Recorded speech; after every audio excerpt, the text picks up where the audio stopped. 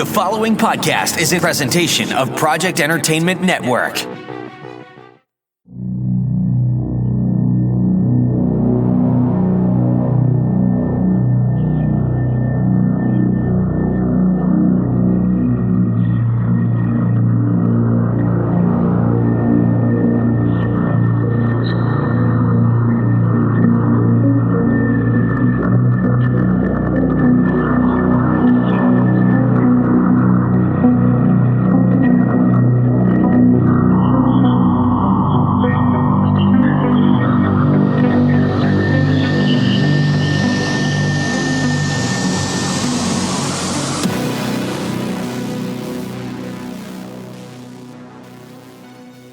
Welcome to Staring Into the Abyss. I'm your host, Richard Gerlach. With me, as always, is Marco Patrick Hicks. Hello.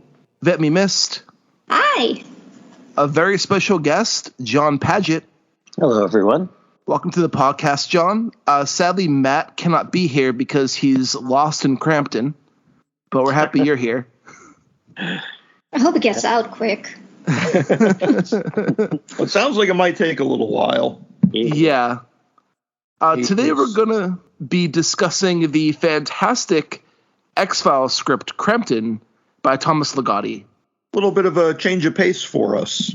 Yes. Mm-hmm. I first read this script a few years ago, and even rereading it, I still wish they made this an episode. Oh, it would have been fucking phenomenal.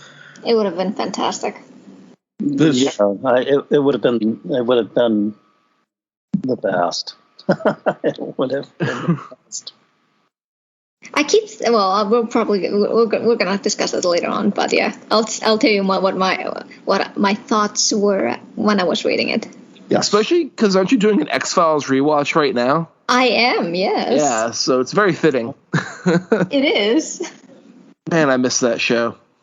And this would have been a great fit for season 5 when they had authors writing some of the episodes. I know they had William Gibson and Stephen King did episodes that season. This was written in 1998, so it would have fit right into that season if they had ever bought it and produced it.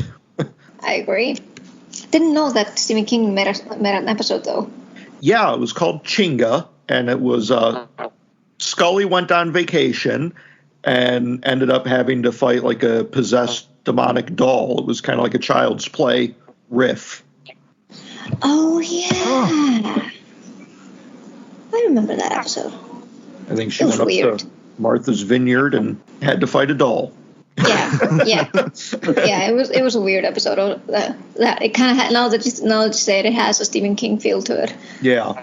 And then the William Gibson episode, Mulder and Scully were stuck in a VR game.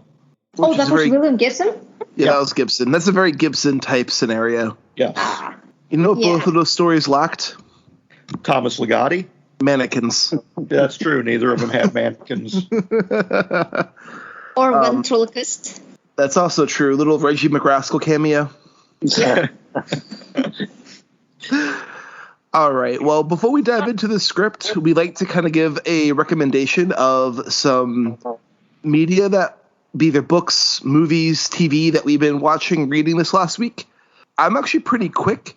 I am near the end of To Offer Her Pleasure by Ali Seay. See, I made a mistake. Ali Seay. This book is fucking phenomenal, and I highly recommend it. I'm not even done yet, and it's already a 5 out of 5 for me. I finished it yesterday. Oh my god, guys, I haven't started yet. I got an arc, so I need to finish it now. Hurry. I'm finishing it today, but it is a hands down 5 out of 5. One of the most fucked up coming of age stories I've read in a very long time. 100%. Yes. And I'll say, just to entice people for the book, it's about a boy who his father dies of cancer.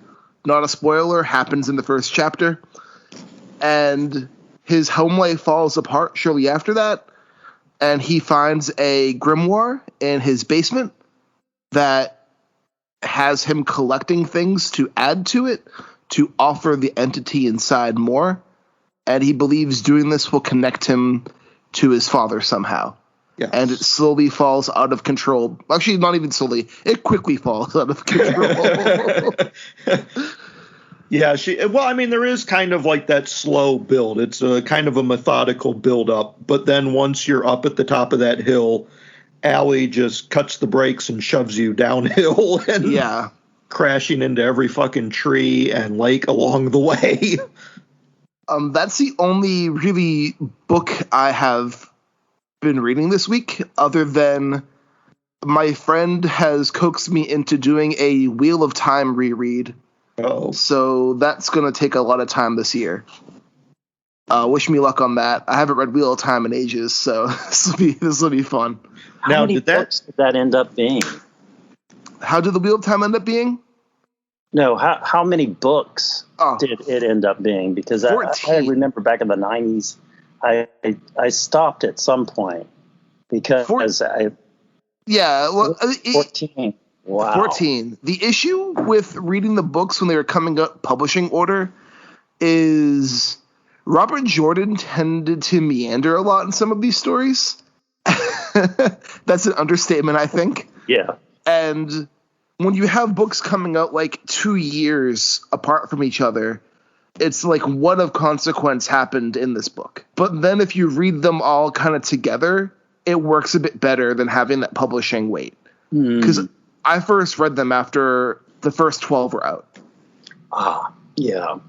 I think that I started reading them. When I started reading them, I think there were only 3 out.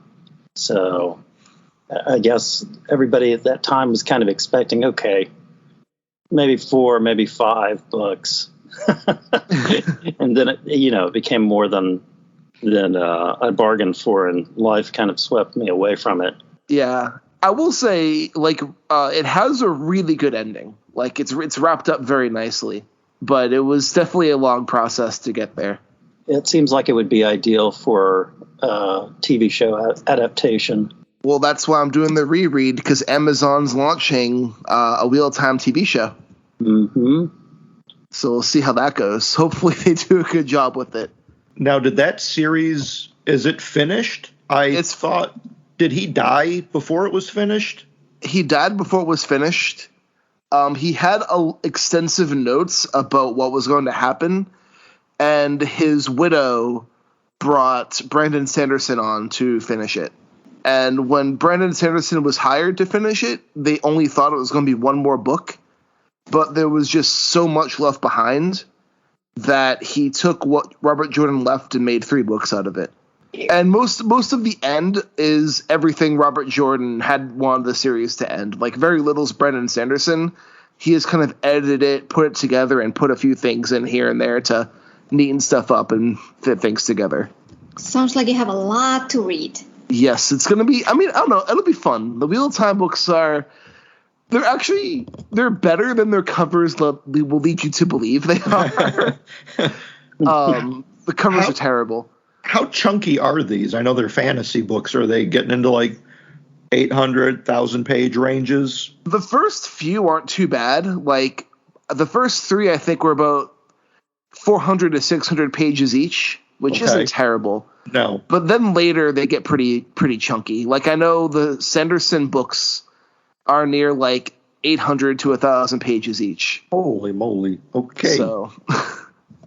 Well, you have fun with 14 of those suckers. I will. It'll be a good reread. I'm looking forward to it. I'm going to take my time with it, obviously, but it's nice to kind of dip in and out of fantasy and other genres. I've been reading extensively horror and weird fiction for 3 years. Yeah. So it's fun going back into other stuff. I concur. I'm trying. Mike, what about you? Well, my recommendation for the week was going to be Ali Seay's To Offer Her Pleasure, which was fucking phenomenal. Oh, so good. I don't want to say any more than what you already said, Rich, because I don't want to get into possible accidental spoilers. Yeah. I will say that she does a fantastic job of creating this evocative mood throughout the whole piece. And making that line between predator and prey so paper thin that it's hard to tell what can be believed or not in the story. I thought it was phenomenally done. I also want to add that it's insanely readable. Oh, God, those pages turn themselves, don't they? Like, Jesus. it's almost impossible to put down. Yeah, even when not much is happening in the opening, where you're becoming acquainted with the characters and she's building up Ben's personality and showing you who this boy is.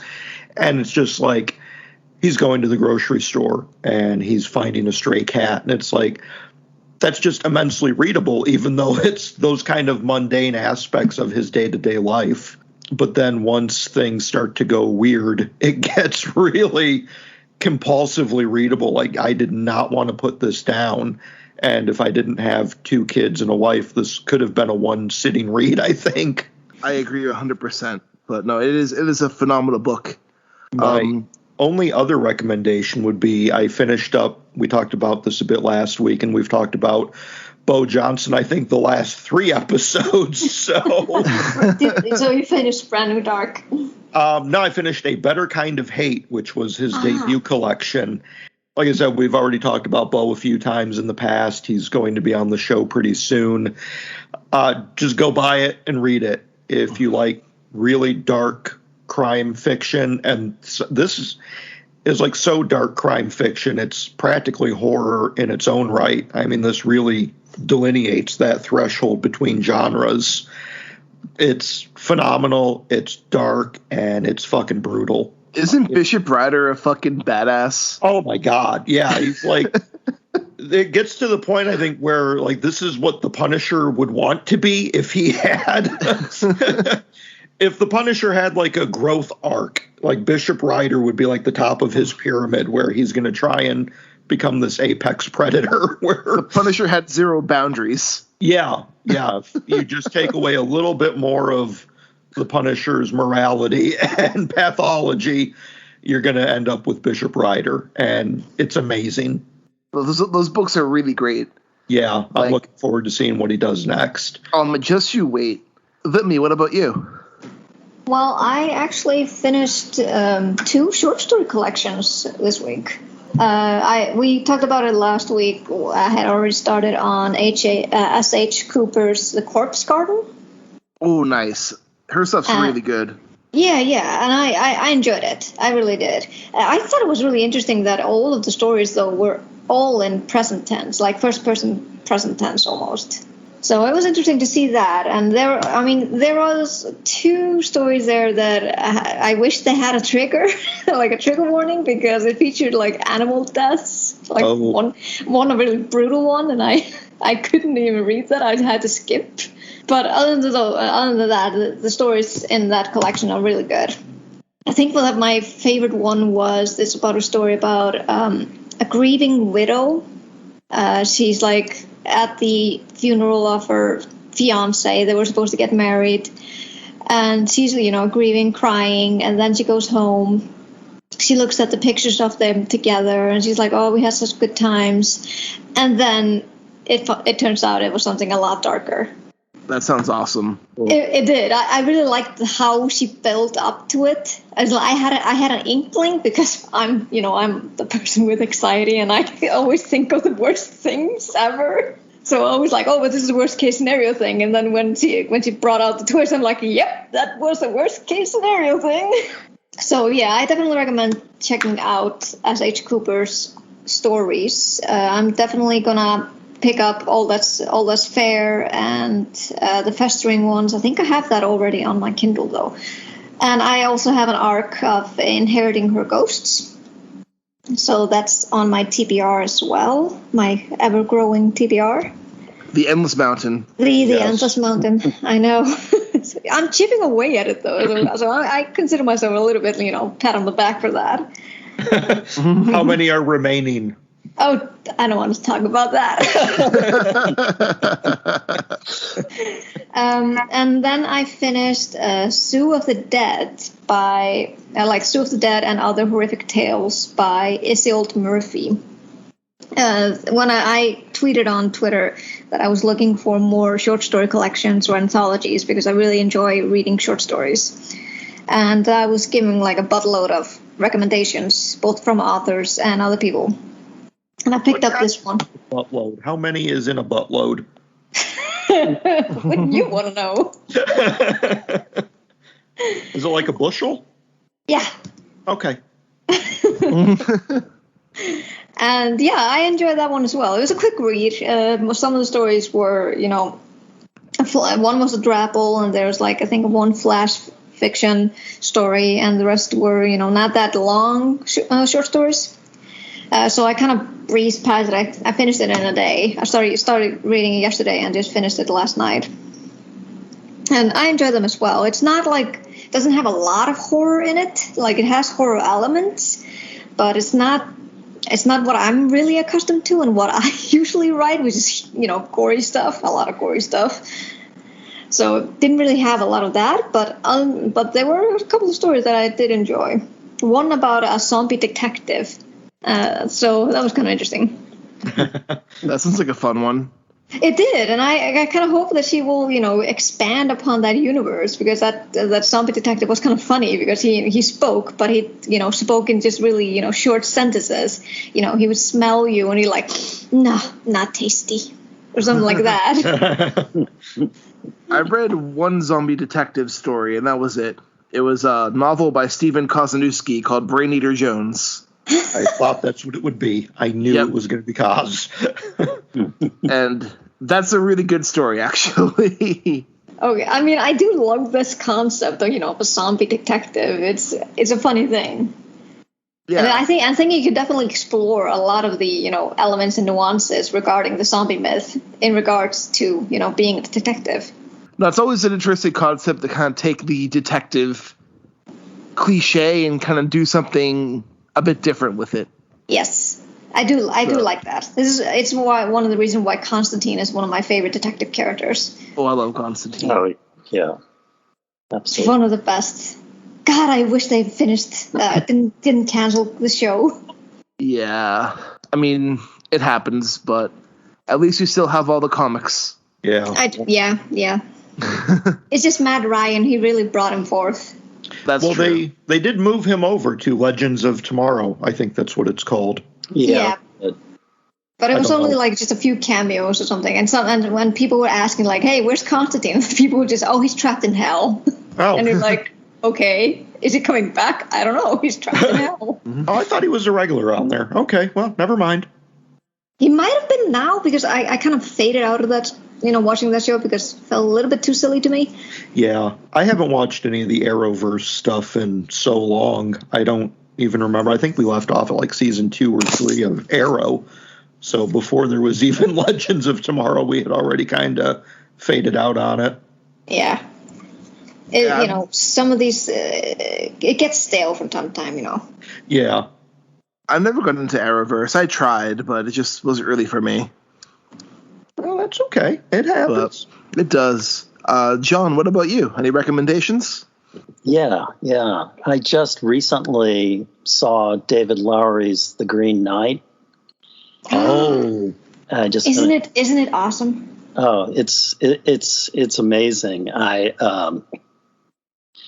think it's probably instantly in my top 10 films ever. I just loved it. I thought it was brilliant. And, it's all my life I've, ever since I probably watched The Sword in the Stone, when I was a kid, I've loved, Arthurian myths, and, I've read the Once and Future King and Mallory and it's always just been amazing to me that Excalibur notwithstanding, there really just hasn't been a great Arthurian movie. I agree. A truly great one. I agree. There's so much potential for that, and The Green Knight it really captures something that I've never seen on film before, as far as Arthurian adaptations are concerned. It's one of those movies to live in, and one that just cries for rewatching. It's tremendous.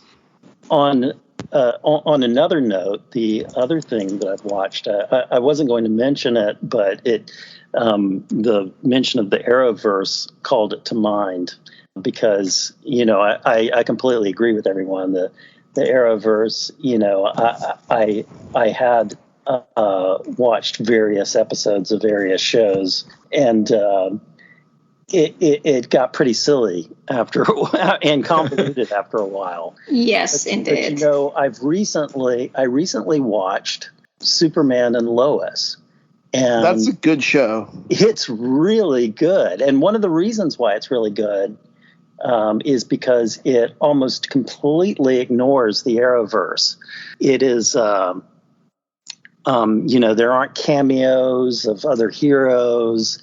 They don't concentrate on all of the silly, convoluted things that so many of the shows have done in the past. That is almost entirely ignored. I mean, 99%. And they really focus on the characters and relationships between the characters. There was maybe, out of 15 episodes, there was maybe 1 weak episode, and everything else was just rock solid. It takes kind of the best of what made, for instance, Man of Steel good. There's a lot of Snyder influence in the show, but also kind of combined with what always kind of made Superman, appealing in the old comic books. That the big blue Boy Scout, but deepened. It's really worthwhile. It's a good show, and it's only in its first season. But I know HBO is producing the next season, so there's good reason to hope that the quality is not going to fall off. And we get the hands down best Lois we've seen. Is it similar to? I mean, it might be just should be in the memories, but is it similar to Lois and Clark? No, because what we're dealing with here, it's really a rather creative concept. It kind of presents us with a close to middle age Clark and Lois, who have been married for probably 15 to 20 years, and who have 2 teenage sons. And they moved to Smallville after Lois loses her job at the Daily Planet. And they moved there also to try to connect and be closer to their children, because Lois is such a, type A personality, go-getter in her job, and Clark is gone all the time because he's Superman. So they've got one. It starts out with kind of they've got one pretty good kid and one kid who's really troubled and just kind of always has been, but is feeling very estranged from his parents. So it's kind of ground that most Superman writers haven't really dug into, and it's interesting, and the characters act like grown-ups, which is nice, and interesting. So yeah, I do recommend that. Like, a lot of the DC shows have been really good. Like, I remember when they announced Titans a few years ago, and everyone, even myself, thought it was advertised like really badly, but that ended up being one of my favorite shows of that year. And like Doom Patrol is also really good. I've heard so many good things about Doom Patrol. And like they're doing some really cool stuff with the HBO Max app. I think this will be a good continuation of what they've been doing recently, kind of going away from the CW era of all that stuff.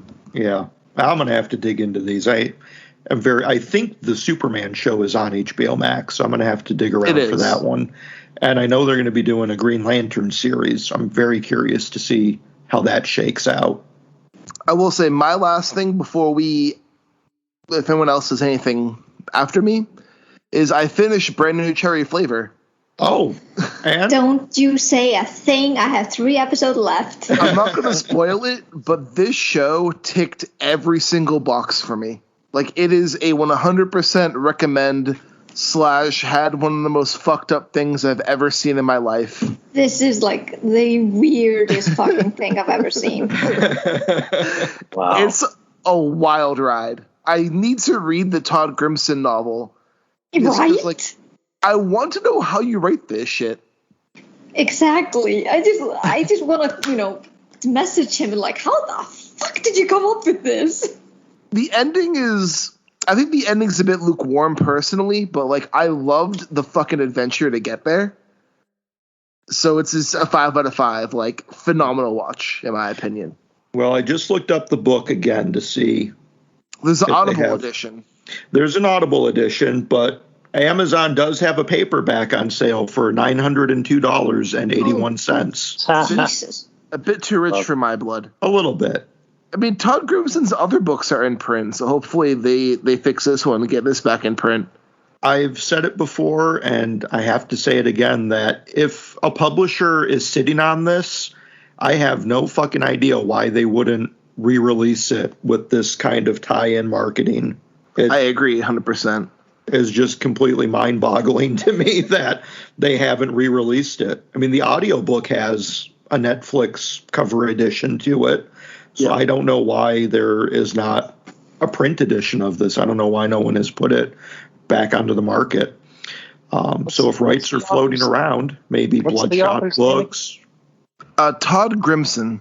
He only has like 3 books, I guess. He has Brand New Cherry Flavor. Then he has Stainless, A Modern Romance, which is like his vampire novel. And then he has a short story collection called Stabs at Happiness. Yeah. I did see I did see a trailer for the show. The first thing that comes up when I search it is an article entitled "People Are Saying This One Scene in Netflix's Crazy New Show Went Way Too Far." I mean, there's 2 scenes that could be referencing, honestly. Yeah, there's 2 scenes that I think this show will definitely either people will get more entrenched with by like, this is insane, I need to see more, or people will just be grossed out and stop watching. Mm. I think that's fair to say. Yeah, it's just I think my husband and I, we binged watch it. Like, we watched 4 episodes like in a row. And even though I was so tired, I was like, I need to see what the fuck is happening. I binged watched the rest of the series after our podcast last weekend. Oh my! I just laid in my bed and I watched the rest of the show. Wow. Like I couldn't stop. It's highly recommended. It's phenomenal. Well, I hope we get a print and Kindle edition back in print at some point. And we have a publisher with us today who maybe could look into that.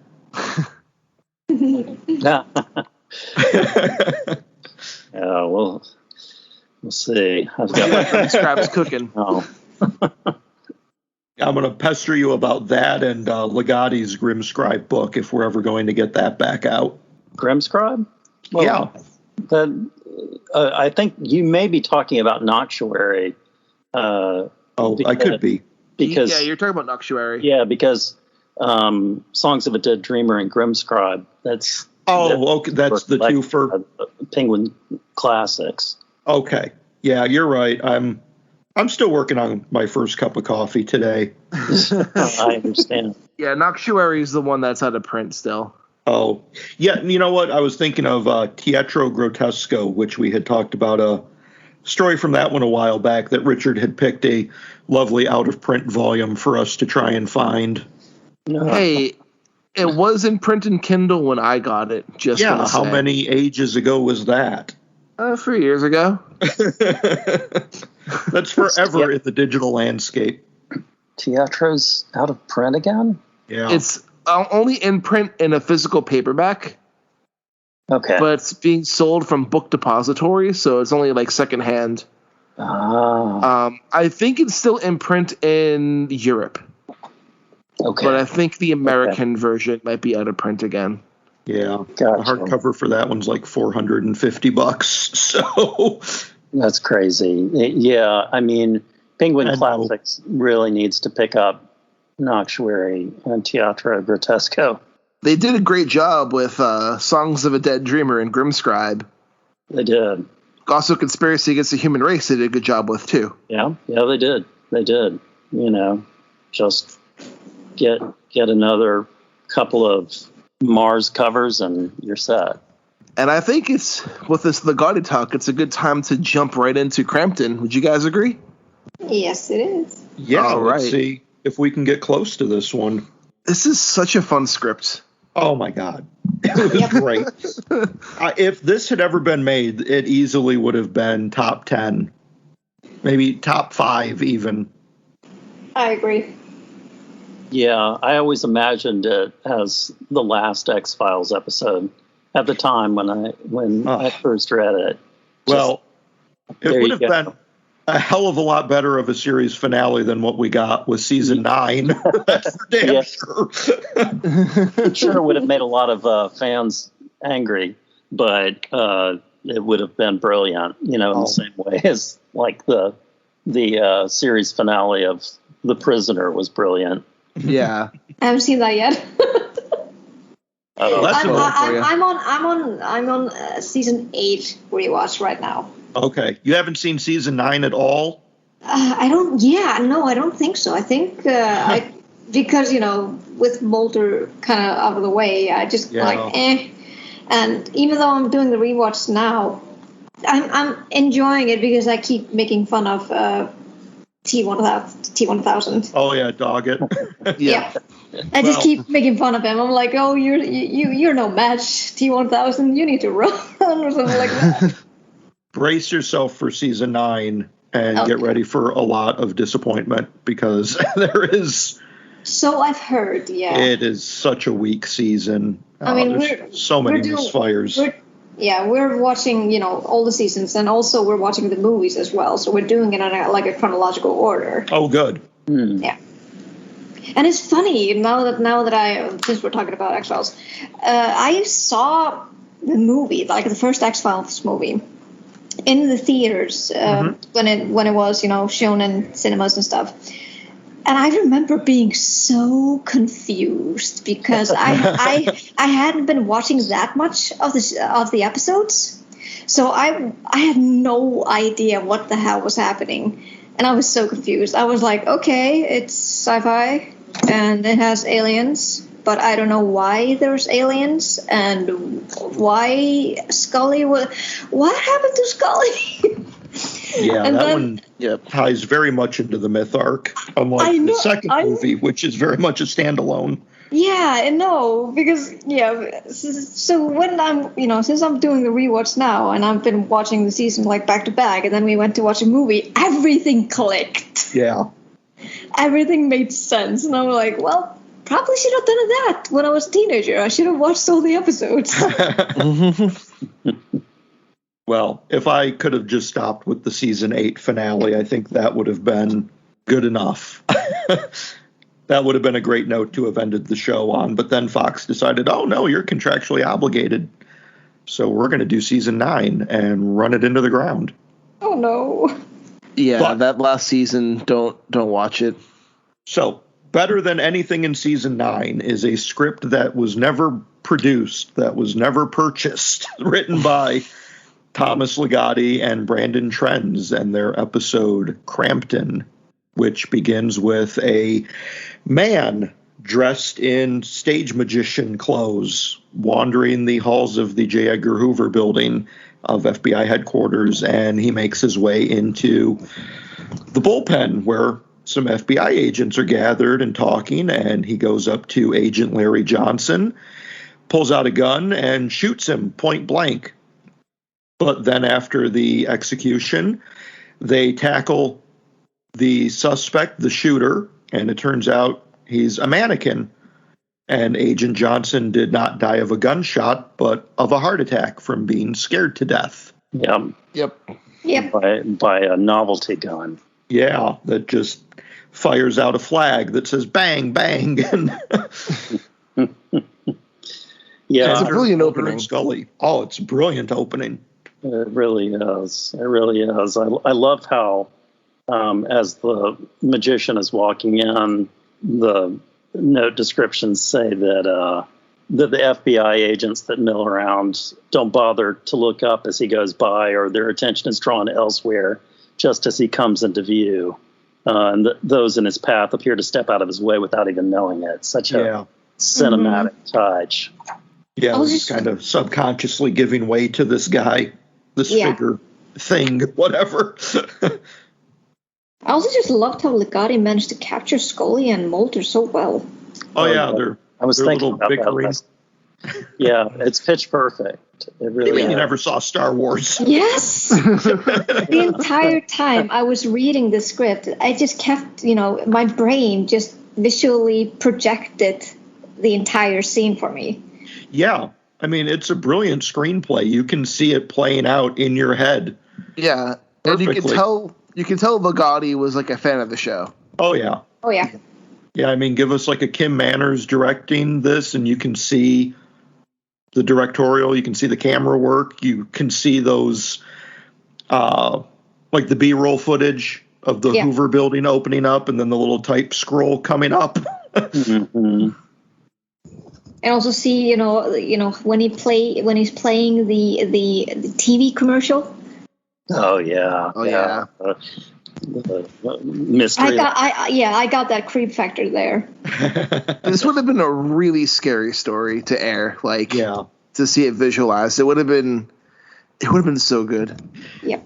And it's also different than what X-Files is typically known for. I mean, it's still very much in that X-Files ballpark, but it's also fairly unlike anything else that they have done. And I don't think X-Files ever really got into like a cosmic horror like this. No, not really. And for what season do you think, if they would have bought this script, what season do you think they would have put it in? I think they were in the third season when it was written. I want to say that. I'm not positive, but I always thought that it might have dropped in the fifth season or something like that. I mean, at the time, it seemed like things were going to wrap up earlier than they ended up wrapping up. But I think they wrote it during the third season. Okay. Yeah, because I could see it definitely being a fifth season episode where you could kind of build off of those. Hey, here's the season with Stephen King and William Gibson, and now we've got Thomas Ligotti. And I think that probably would have really cemented him as more of a popular figure. But what really pisses me off is that, instead of, not choosing this script, they came up I feel like they had to at some point, hey, we have to do a magician's episode, and they gave us the twisting head magician episode instead. I mean, it was a weird episode, but I'm like, no, but Ligotti's is way more better. Oh, I mean, there's a number of episodes where you could have gone, wait, they made this movie instead? Yep. Well, the funny thing about it is, when at the time that they tried to get Chris Carter and the team to read it, the response back was just, we just don't read unsolicited material for the show. We're not going to read this. So I don't think it ever got read. Mm-hmm. That's a shame. Such a shame.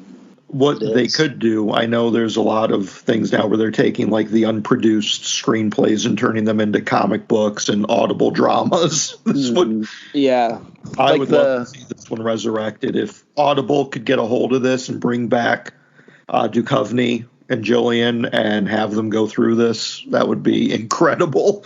Give it the William Gibson Alien 3 treatment. Yeah, exactly.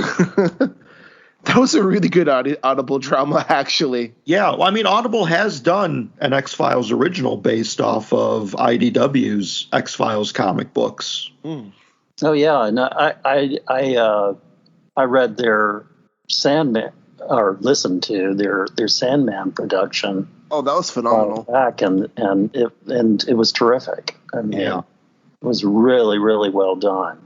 They do a great job with those original dramas. Yeah, I'd love that. It lends itself well to radio play, even though it is so cinematic and visual at the same time.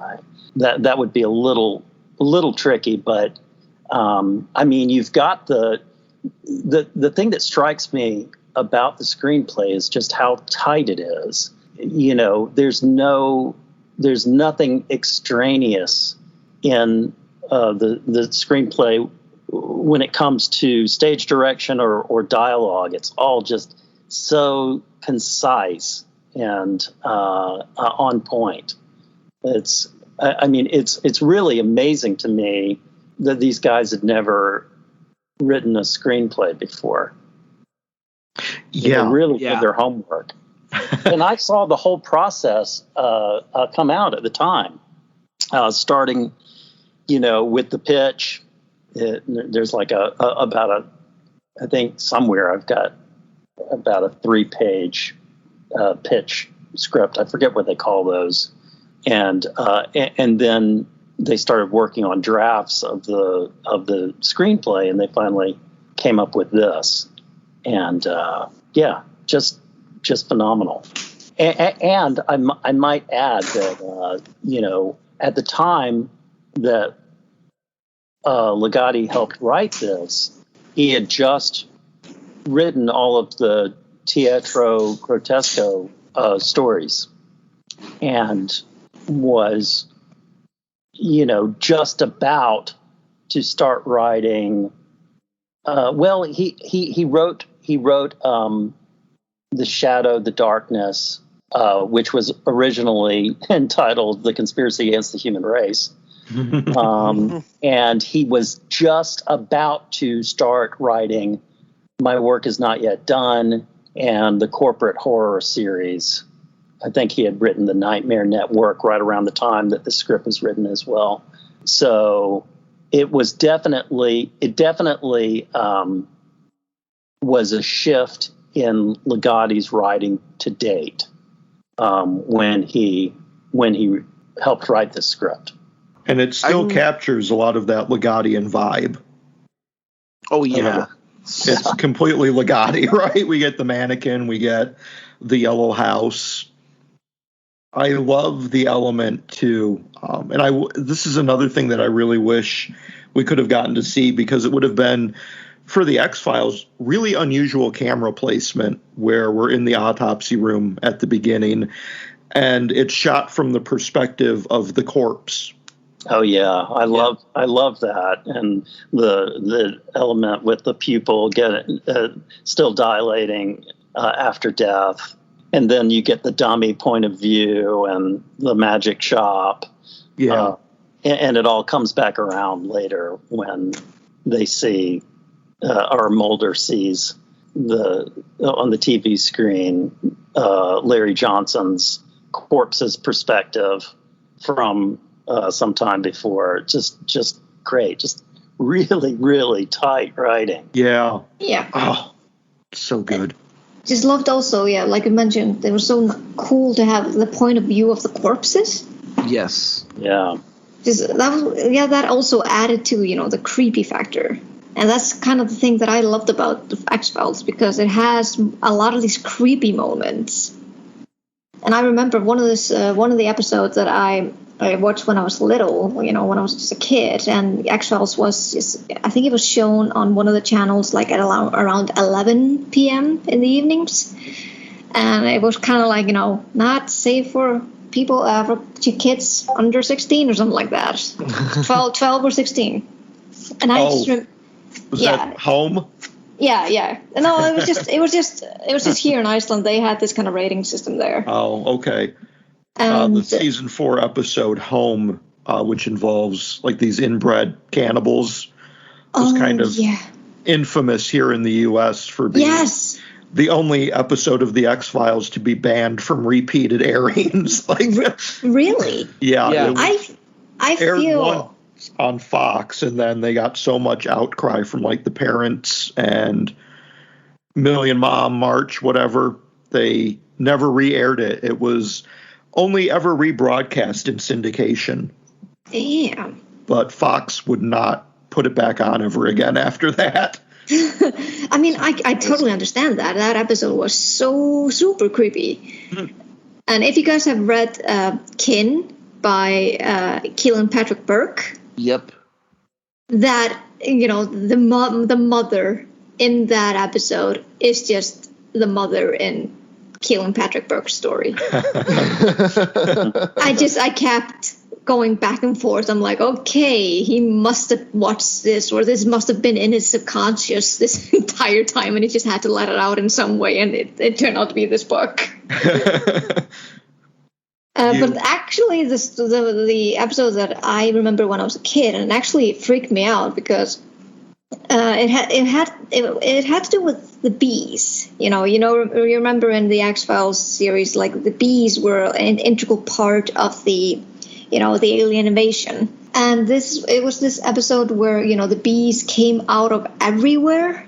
It starts with, they just came out of everywhere at a bathroom stall in some like factory or something like that. And I remember I just watched the opening of that episode. And it freaked me out so much because, these kind of bees, we don't have these kind of bees in Iceland. We only have the cute, fat bumblebees. Mm-hmm. And just seeing those bees, it freaked me out so much that I just turned off the TV. I'm like, nope, going to bed. Not going to watch it. It's not for me. Nope. And then when I watched it now, I'm like, all the memories from childhood just came rushing into me. I'm like, oh, great. I'm going to be anxious watching this the entire time. That's what I loved about it. I love the unease that the script has as well. Yeah, it really builds a great atmosphere of dread. The part for me where that really came into play, and God damn it, I wish we could have gotten this filmed, because I would have loved to have seen how they would have directed and staged this setting of downtown Crampton, where it plays into this whole idea of it being a production. And you could have kind of had this episode of a production within a production of it all being illusory, where they're going into downtown Crampton and then like go into the diner, and like nothing exists in Crampton until Mulder and Scully are there in it. Right. And then like after they leave, everything shuts down. So like they go into this diner and they're the only couple there aside from this British couple who are basically actors that they have run into in a previous scene. Yep. They get their food and they leave, and then the lights just go out. They start shutting down the diner immediately. They go into the locksmith, I think, or hardware store. Mm-hmm. A fix-it shop. Like a fixture shop. Fix-it shop. Yeah, and the guy's there, and he's refusing to answer questions. Like, well, we'll go to the diner. I'll meet you outside. I'm going to go around back. And then you find out there is no back door. The guy is just, this is fucking great. Yeah, it's interesting because I always, one of the things that I always loved about Ligotti's work, at least some of it, is the sense of the characters to one degree or another becoming aware that they are characters, that they are fictional constructs. And that seems to be the truth that Mulder and Scully are coming close to finding out. So there's this wonderful, metafictional device there that, it kind of reminds me of the town in The Mouth of Madness as well, and this whole idea of the author as this horrible demiurge that is tormenting and changing reality and has ultimate control of it, and how terrifying that idea really is. And it's odd that only works like the script can, or certain stories can really kind of project that idea realistically. I can recall being 10 or 11 years old and being on a road trip and suddenly having the idea, this impression that I couldn't shake for the longest time, that everything that was going on around me was a fake, just, cheap rolling sets, that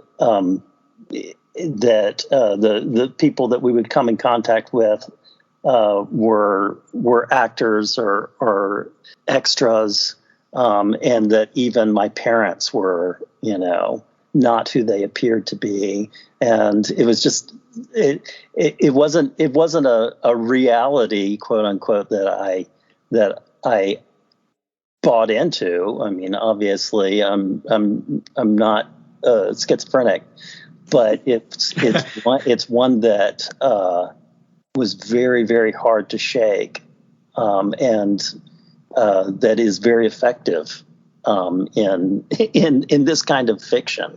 I agree with that. I also feel like, in the sense, the whole people realizing that they're just an actor, like, all along, like, nothing in the reality that we have is real, or we're in control of anything. Someone else is controlling us. Yeah, or like puppets. Even worse than that is that they're not just actors, they're props. Yeah. Yeah, like I said, puppets. It's kind of like a proto-Truman Show. Yeah. Yeah, it is, except the people aren't real. They're constructs.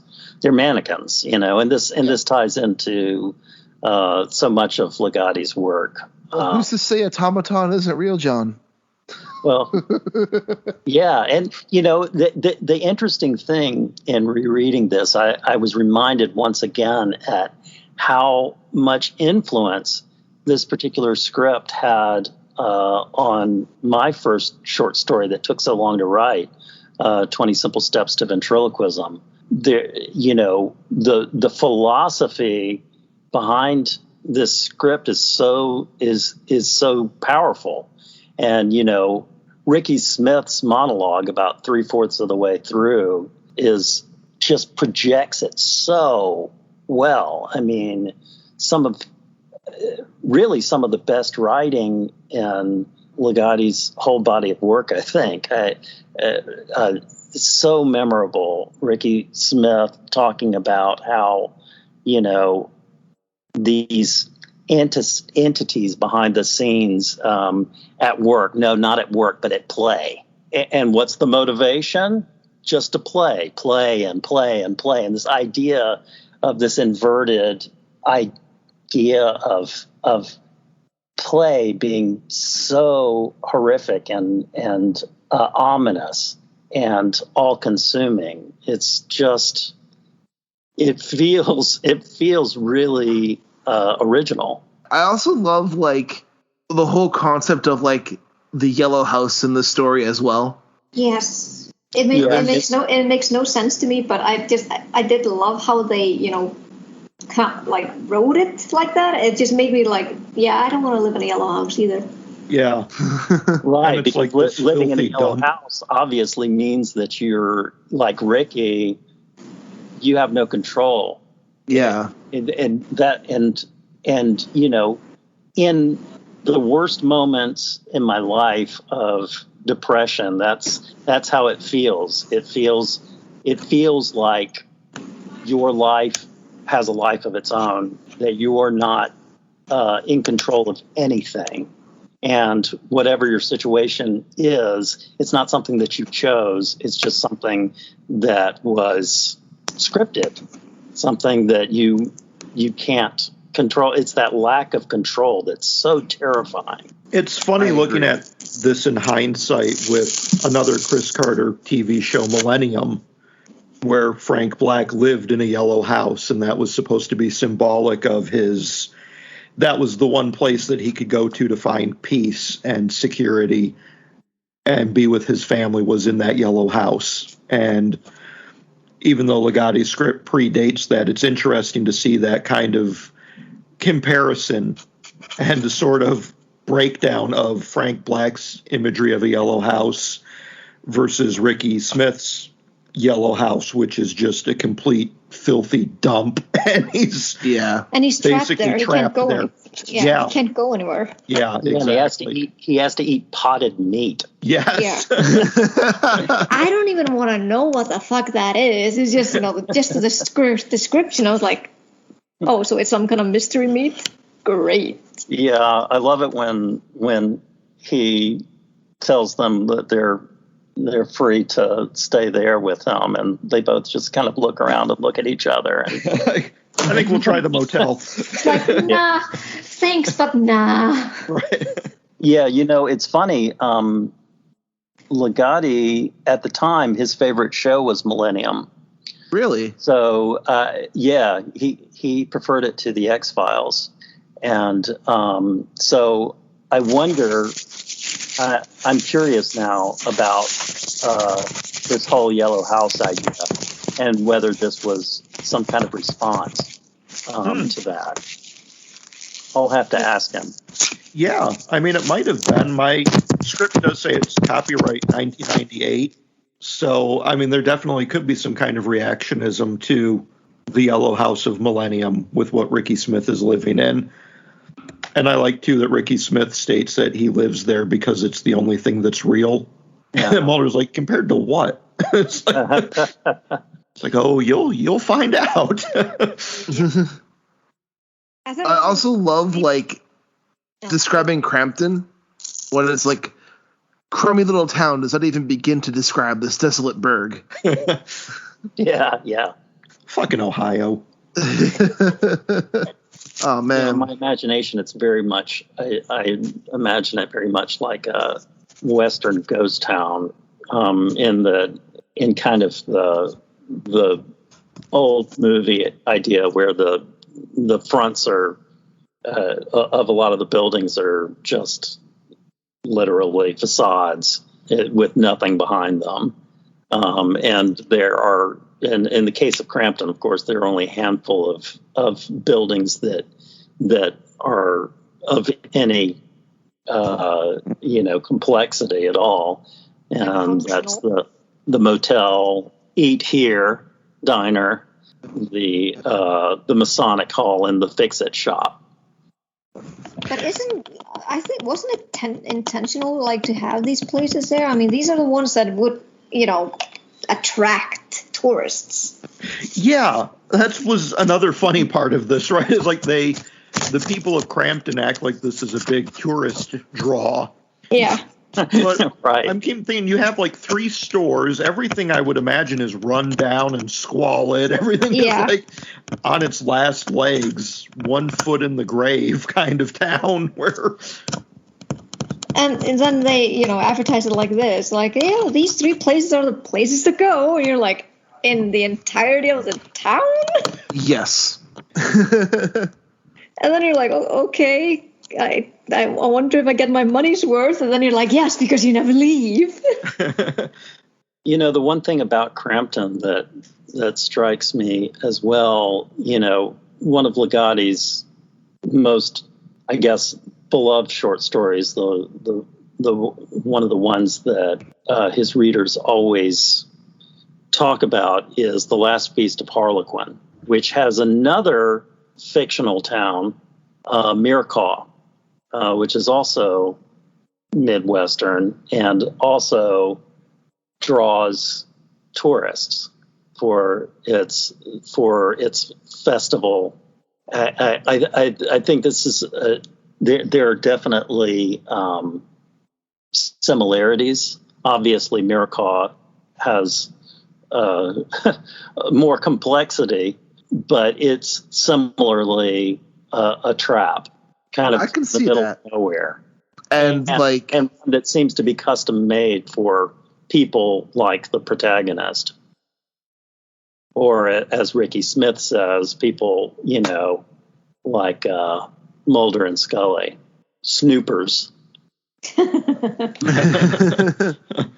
and Mulder's like, I love the after there's that whole the scene where they're talking to people, like we're talking to Fred from the Fix-It shop before he leaves, and there's just this kid who's just delivering packages to all the people in the town. Right. And like every time they get a package, your expression just changes. They're like, okay, we're done.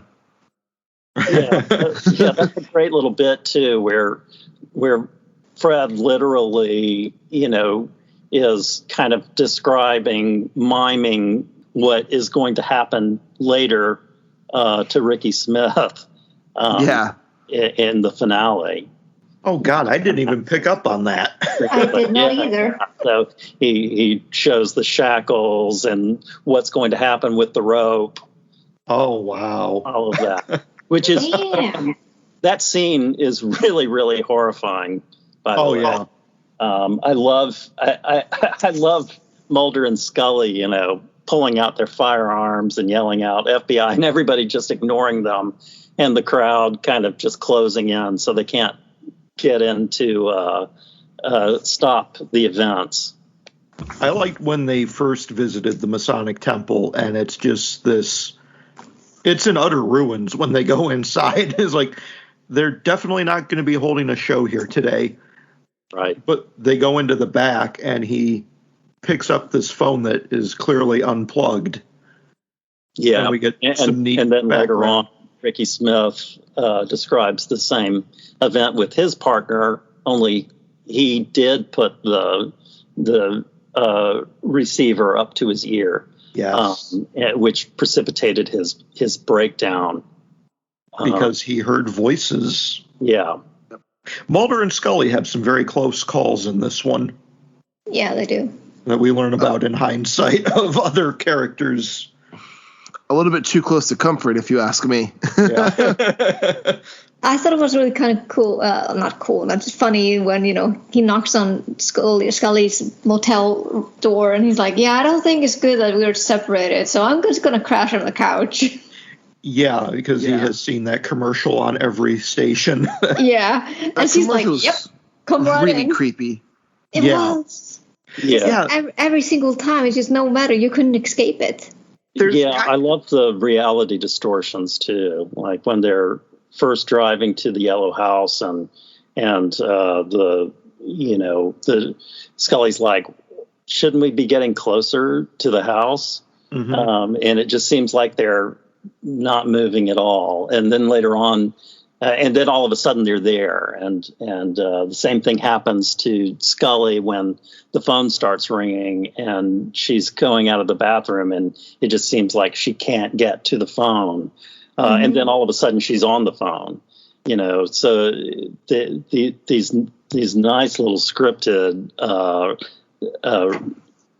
reality distortions are very unsettling.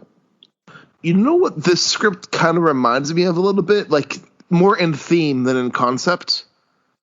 Have any of you ever seen the movies The Endless or Resolution? Not yet. No. I get a vibe of these movies a little bit from this. Like the concept, both those movies exist together, but you can watch them independently. It doesn't matter. But in those movies, there's this entity that uses humans as props for telling its own stories. And when you enter its domain, you cannot leave. Oh. And you don't become aware of, once you become aware of what's happening, if you're already stuck inside its domain, you're stuck there forever. Wow. Although it does not have any of the humor, it kind of reminded me more of like a Darren Morgan script in terms of pushing the boundaries of what the X-Files could be and getting more experimental and more ephemeral, even though X-Files was not really known for giving a whole lot of answers to their mysteries. We always kind of had some sense of closure. And here, that's kind of taken away. We do get resolution, but it is far more ephemeral than we usually would get. Yeah. We basically get no answers. Or like the answers that we get, they're more like twisted in a way that, fits the ending. Yeah, it really elevates the conspiracy mold of the X-Files, where it's like it isn't just a government that's keeping secrets and covering up stuff. It's this cosmic entity that is just manipulating you and putting on a play for its own entertainment and using you as props. Yes. I didn't go into research when I finished reading the script, but at the end you notice that Mulder, is kind of like shocked that Scully hasn't seen the Manchurian effect. What's that? Manchurian Candidate. The Manchurian Candidate. I have not seen that in film, but I assume it probably has something like it connects to it's a classic movie starring Frank Sinatra. Right, I just heard the disappointment in your voice, Rich. It's very conspiracy based. Yeah. Okay. Yeah. So I assumed it was in connection to the ending of the script itself. Yeah, it's about a guy who has been brainwashed and turned into an assassin by a foreign government. And once he hears like a key word, he goes into full like assassin mode, and then doesn't know what his role in this situation is or what's really going on. There's actually a pretty good remake with Denzel Washington as well. I just like that they were kind of reset back to the beginning, but instead of arguing about Star Wars, now they're arguing about classic movies. The Manchurian Candidate. Yeah. We haven't talked about this yet, but after the X-Files folks roundly rejected even reading the script, Trenz and Ligotti reworked the version and turned it into a full-length movie screenplay. Entitled Crampton. And, really? Yes. And Dertro Press, the press that David Tibet of Current 93 runs, published the screenplay. I've actually got a copy of it. And instead of Mulder and Scully, we have Brady and Helen. And everything is expanded and reworked. It's very much the same, but there's one of the interesting things about it is that the Mulder character interviews what is clearly Penn and Teller stand-downs to talk about magic and talk about this whole yellow house business, and it's very interesting.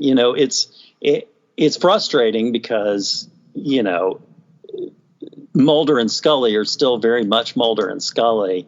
They take out all mentions of the director and Skinner, et cetera, but otherwise, there's just no way that you could do it without people saying, "Wow, these two characters are very much Mulder and Scully of the X-Files." But it's still quite interesting. I actually haven't reread it in a long time, and I need to. I remember, in a way, I like the smaller X-Files script better, but there are certain elements that I like in the larger script as well. There's also a Reggie McRaskell cameo, so that definitely appealed to me. I was wondering if Reggie would ever meet Laffo. Yeah, so in the expanded version, when they're in the magic shop and Mulder has picked up Laffo and we kind of see everything from Laffo's perspective, the shopkeeper says to Mulder / Brady, that one and Reggie McRascal are on sale, except Reggie's broken. The one how can I help you folks today? I'm surprised that they didn't even read the script. They just rejected it outright. Yep. Yeah. They just, at the time, they just weren't taking unsolicited scripts. And they were probably, in their defense, they were probably getting a ton of them. Oh, yeah. Right. And obviously, whoever opened the manila envelope had no idea who Thomas Ligotti was, which wouldn't be at all surprising at the time. It's not, at least it's not as bad as the Joe Hill Doctor Who script. Joe Hill, have you heard that story, John? No. So Joe Hill's a huge Doctor Who fan, and he wanted to pitch a story so bad. So he wrote a script, and then he had Neil Gaiman edit it for him and give him feedback. And Neil told him everything to do to fix it, to make it like a Doctor Who episode that the BBC would want to produce. So he changed it up, listened to Neil's advice, sent it in, got an email back that said, never in the history of Doctor Who have we had an American author the show. And if we were to, we wouldn't begin with you. Damn. Yeah. Ouch. Ow. So, Well, at least it's a bit better than that. But no, it makes sense. X-Files is a popular show. These guys are probably getting scripts by the truckload. Yeah. Yeah, Sure. probably. I also love the climax of this episode when they go to the show Yes. Yeah. and how that's all put together. That was one of the creepiest things I've read in a long time. Yeah, it was, and the shared dream in the elevator. Yeah. The behind the curtain, staticky, roaring abyss. The nihilistic elements to it all. Yeah. No, that's nice. And this time when I read it, I was wondering. I had always thought in the past, Mulder and Scully are kind of trapped in this loop, that they're stuck in. But then this time it occurred to me that for whatever reason, arbitrarily, most likely, they aren't trapped in a loop. Larry Johnson is he just had a complete mental breakdown and got taken away to the asylum. Mulder and Scully don't need to do their investigation. They're not going to go to Crampton. So that the powers that be, the powers that could show them kind of the ultimate truth of reality, unfiltered by their mind, which is a great bit, just decided to let them go, which is kind of perfect, and one of the reasons why, I used to think this would be a great ending episode of the X-Files, and I still kind of do, but I can see now how Trenz and Ligotti kind of made the whole screenplay completely self-contained. It's a complete nightmare reality that the characters don't even remember at the end. Yeah. At least not consciously. Yeah. It's just it's been, erased from their minds. Mm-hmm.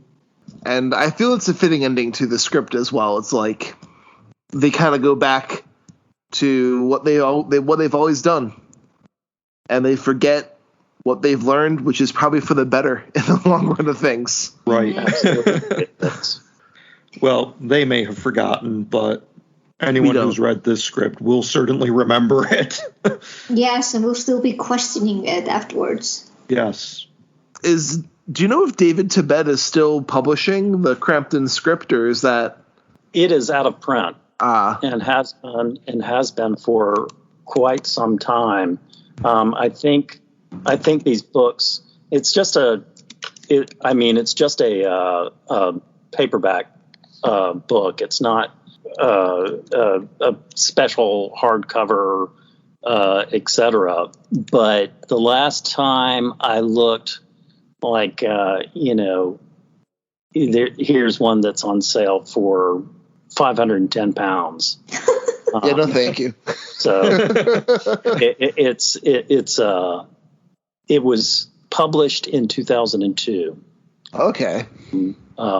And I'm lucky enough to have a copy. I don't know how many copies were printed, but it's scarce. Yeah. Maybe they'll take an IOU. One of these days, I'd love to give it a read. Yeah. I'm also a big Current 93 fan as well, so there's that too. Yeah. Well, there's supposed to be a new Ligotti book coming out from Dertro. Really? Soon. It is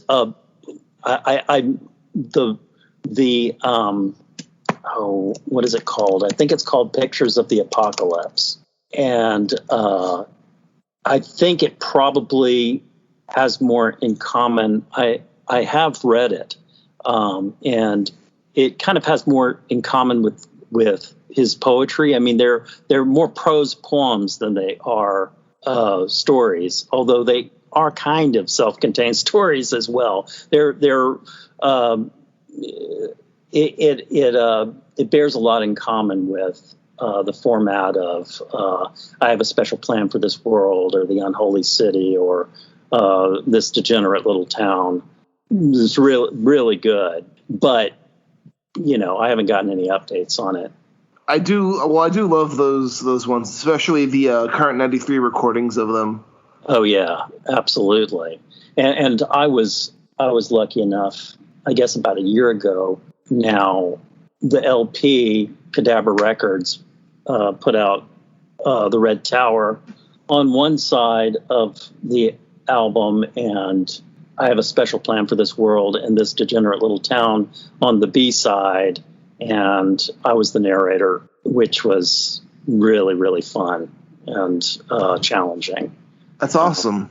But I think it came out really well. Well, I will say, for our fans of the podcast who haven't checked out Current 93 or all those things, if you like Ligotti, they're a great addition to. I mean, after reading the script, I need to read more Ligotti. Yes, we all do. Yes, I definitely.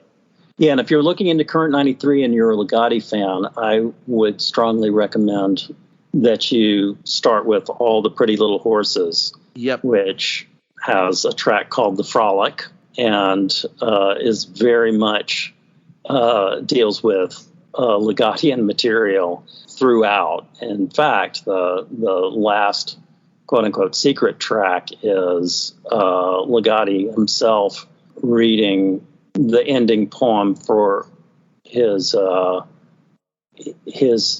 old story, Le Fleur, from Songs of a Dead Dreamer. Well, I will say thank you a lot, Jon, for coming on the podcast and talking about Crampton with us. Yeah, it was great to have you back on again. Yeah, totally.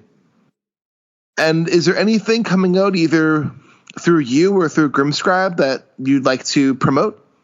Yeah. So I don't know, I don't know when this podcast is going to be published, but currently, right now, there are probably 14 or 15 limited color illustrated hardcovers of Kurt Fawver's next collection of 15 stories. We Are Happy, We Are Doomed.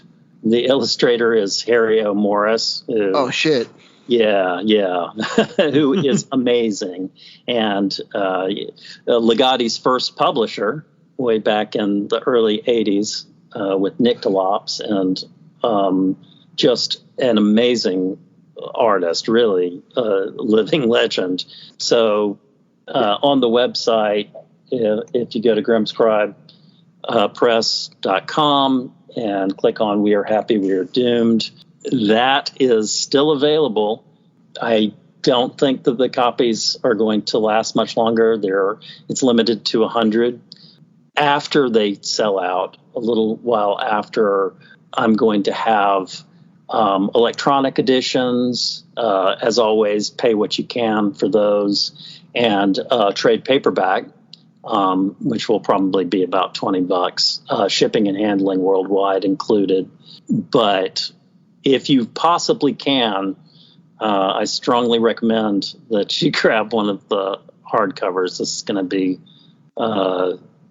be something special. And Favre is just he's one of the best kind of Ligottian influenced writers out there. It's phenomenal work. A lot of the stories are written in first person plural, which is always a fun and challenging perspective to write from. And he's just one of the most original writers out there, I think. I could completely agree with that. I've only read one of his collections, but I absolutely loved it from cover to cover. So yeah. No, this is another great one. So he does not disappoint. Looking forward to it. And any news from your writing at all, or still just? Yeah. So as some of you know, this book set that is coming out from Nightscape Press is going to be published. I promise you, it will. There have been many setbacks. Unfortunately, the pandemic being one of them. Yeah. But when this thing comes out, it's going to be. It's really going to be something. So 3 books in the set: Secret of Ventriloquism with 10,000 new words, two stories added, one of them brand new, fully illustrated, color illustrations by Harry O. Morris. I think just about every story has an illustration associated with it. Bartlett's brilliant Gateways to Abomination also expanded. I think there's a new piece in there, fully color illustrated by Aaron Alfrey. And then, of course, the small collection of collaborative stories between Matt and I, Secret Gateways. And that one has full color illustrations by a collaboration of Alfrey and Morris. So it's a special. I can't. I know we've all been waiting a long time for it, but it will come out. Fingers crossed, knock on wood, but that is true. Recently, the book was Secret of Ventriloquism was published in an Italian translation. It is Ennio Hypnos, I believe, is the press. So now there is a Spanish and an Italian translation. A Polish and Hungarian translation is coming. There are signs that there may be a Hebrew translation as well. So that's all interesting. In October, a new story of mine is being published by Nightmare Magazine. Flight 389. Thank you. Yeah, nice. Not many can get into that. Yeah. Well, I feel very, very fortunate. This story, actually, Flight 389, is one of the new Secret of Ventriloquism stories. And it fits in right between Origami Dreams and 20 Simple Steps to Ventriloquism, and is from the perspective of a passenger on that flight. Is that the flight that's referenced in Secret to Ventriloquism or Yes. 10 Simple Steps to Ventriloquism? Yes. Ooh. It is the flight. Oh, That's man. gonna be wild then. It was fun, and and I think it came out very well. A couple of months ago, there was a podcast reading, author reading that Daniel Braum put on, and I read the story. So it's actually on YouTube, the reading, and I think the reading went really well as well, and that Here's somebody's looking it up. that podcast was really, really good. It had readings by Emma J. Gibbons, Joe Kaplan, Daniel, as well as Enna Ephras. Oh, nice. So that one's definitely worth looking up, and I can send you the link to that as well. Perfect. Awesome. Well, that all sounds great. And where can our listeners get in touch with you, John? So I am on Twitter and on Facebook.